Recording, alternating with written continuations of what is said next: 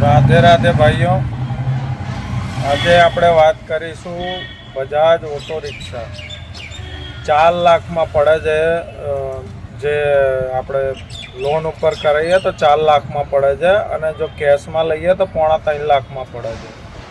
પણ એની quality maintain કઈ રીતે કરશે? ક્વોલિટી મેન્ટેન ના બોડીની કોઈ એક મુક્કો મારો તો બોડી બેસી જાય છે।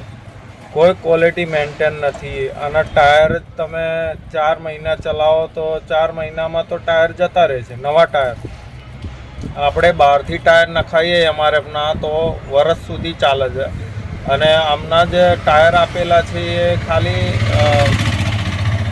4 મહિના જ ચાલે છે। તો ક્વોલિટી મેન્ટેન નથી, એના વિશે વાત કોણ કરશે? આપણે ભાડું વધારવાની વાત કરીએ છીએ, 4 લાખની રિક્ષા પડે છે આપણને, તો એની ક્વોલિટી સર્વિસ સ્ટેશનમાં જાય તો 4 લાખ રૂપિયાની ગાડી આપણે ખરીદીએ છીએ તો આપણે ગ્રાહક થયા ને। પણ એમાંય આ લોકો ત્યાં ધક્કામુક્કી કરે છે, ગાળમ ગાડી કરે છે। જ્યારે સર્વિસ સ્ટેશન ઉપર જઈએ ત્યારે કોઈ રિક્ષાવાળાની કોઈ ઇજ્જત નથી કરતા। તો આના મુદ્દે કોઈ વાત કરશે?